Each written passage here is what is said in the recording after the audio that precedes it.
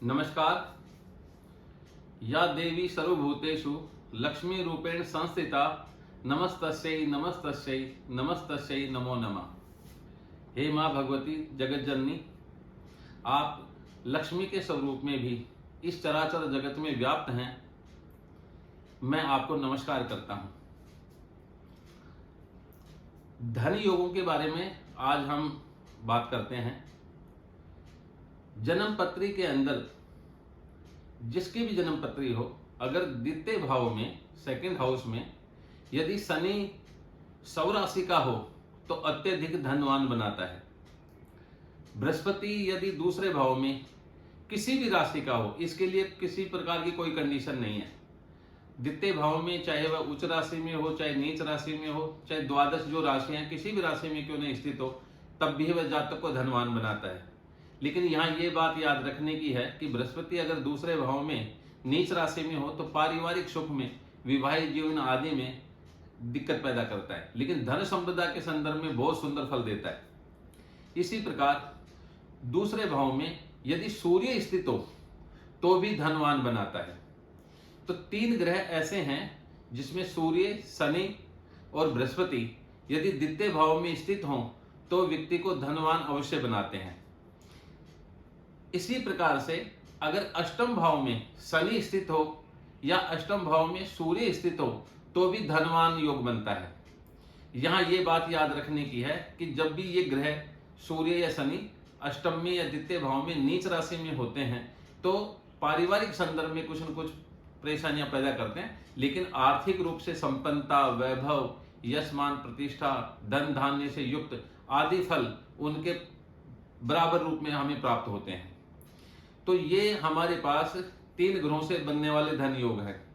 इसके अतिरिक्त यदि कोई भी ग्रह मेष, सिंह और धनु राशि में स्थित हो, लगन कुंडली में यदि वह मेष, सिंह, धनु राशियों में स्थित हो और नवांश में तुला या धनु राशि में बैठ जाए, अर्थात नवांश में तुला का नवांश हो या धनु का नवांश हो, तो ऐसी स्थिति में भी जातक अपने जीवन में चाहे निम्न कुल में ही उत्पन्न क्यों ना हो, चाहे गरीबी में ही क्यों ना पैदा हुआ हो, लेकिन जब भी ऐसे ग्रह की दशा आएगी जो मेष, सिंह, धनु राशि में स्थित है लेकिन नवांश में तुला या धनु राशि में स्थित है, तो उस ग्रह की दशा के अंदर जातक अपने परिवार में खूब ज्यादा उन्नति करेगा, धन कमाएगा, खूब जो है ऐश्वर्य को प्राप्त होगा, सब सुख सुविधाओं से संपन्न हो जाएगा, क्योंकि इसको पुष्कर नवांश कहा हमने।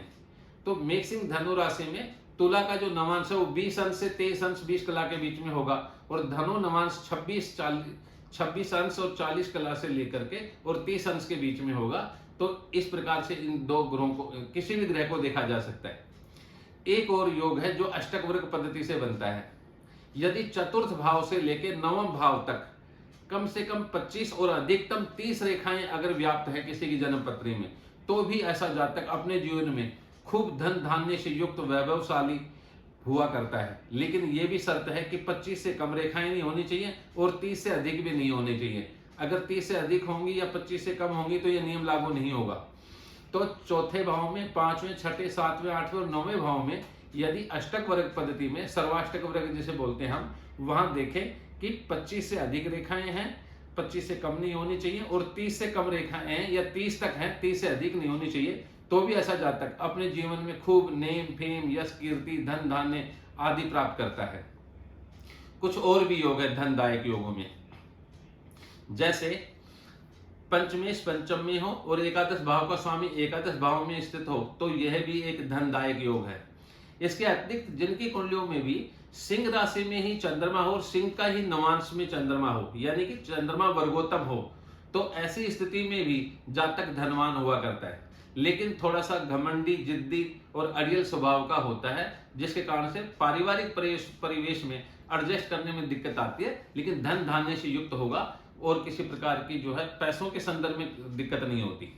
इसी प्रकार से कुछ और भी योग हैं, जैसे यदि कन्या राशि में अगर चंद्रमा जो है वो द्वितीय भाव में स्थित हो और उसको चंद्रमा देखे, तो ऐसे व्यक्ति को क्या होता है, बहुत धन धान्य से युक्त होने के बावजूद भी कई बार जीवन में धन से हीन भी होना पड़ता है, लेकिन ये बहुत ही अच्छा धनवान योग है, लेकिन चंद्रमा की दृष्टि के कारण जो है उसको हमने इसको भंग भी माना है। तो दोनों संदर्भों में बात की जा सकती है, क्योंकि धन धान्य से युक्त योग भी बनता है और साथ में ये न्यूलीफाइड भी करता है। इसी प्रकार से किसी का भी धन भाव का स्वामी एकादश भाव में स्थित हो और एकादश भाव का स्वामी धन भाव में स्थित हो, अर्थात सेकंड लॉर्ड और 11th लॉर्ड का एक्सचेंज हो गया हो और लग्नेश जो है बलवान हो, कोई भी ग्रह अस्त नीच आदि में ना हो, तो यह भी व्यक्ति को बहुत धन धान्य से युक्त करता है। इसी प्रकार से चंद्रमा से यदि केंद्र के अंदर मंगल स्थित हो या चंद्रमा से मंगल का कोई संबंध भी स्थापित हो गया हो, तो इसको भी लक्ष्मी योग कहा गया। तो यह भी बहुत ही सुंदर धन धान्य से युक्त योग होता है। तो इस प्रकार से कुछ योगों की हमने बात की। धन्यवाद।